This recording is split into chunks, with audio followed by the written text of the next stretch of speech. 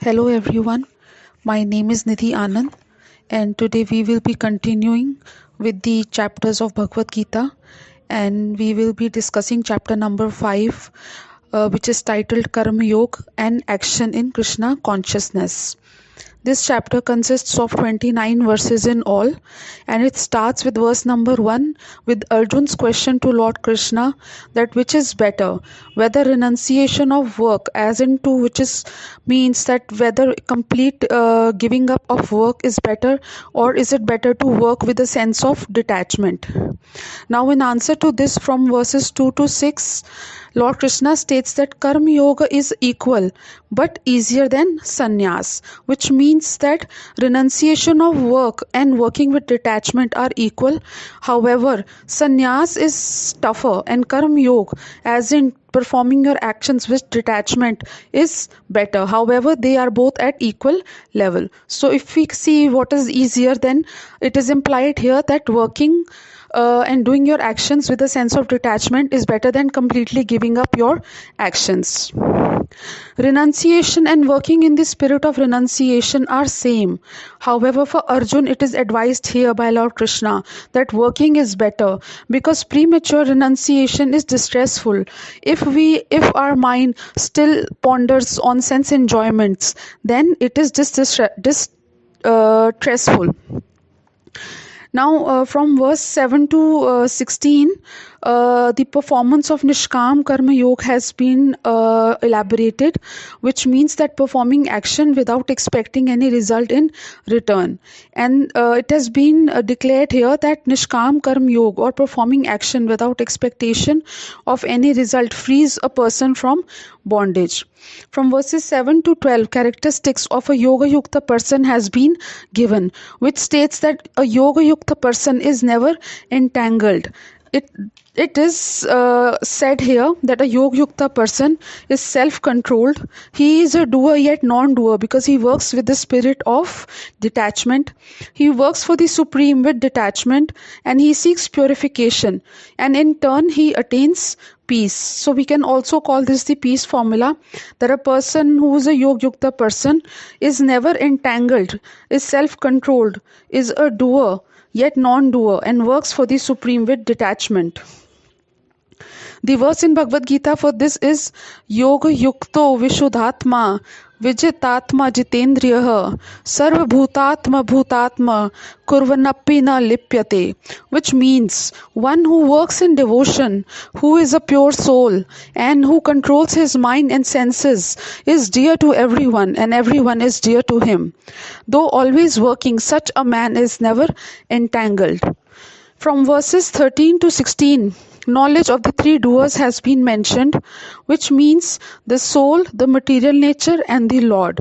So basically, here it has been mentioned that there are three doers. It is the soul, the material nature, and the Lord. And it is ignorance that bewilders the soul, while knowledge enlightens. So all the problems that any person faces in the world is due to ignorance. Whereas with knowledge, a person is enlightened and his spiritual awakening takes place. Then from verse 17 to 29, liberation has been explained as to how a person can be liberated by focusing on the Supreme. So in verses 17 to 21, symptoms of a self-realized person has been mentioned, which means that a self-realized person focuses on the Supreme, makes him equipoised and attains Brahm platform, which means that a person who is self-realized has equal vision and he views everyone with the same vision, whether it is an animal, a person, a rich person, an old person.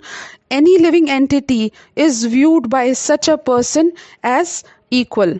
The verse for this in Bhagavad Gita is Vidya Vinaya Sampanne Brahmane Gavi Hastini Shuni Chaiveshwa Pakicha Pandita Samdarshina. Samdarshina means who has equal vision.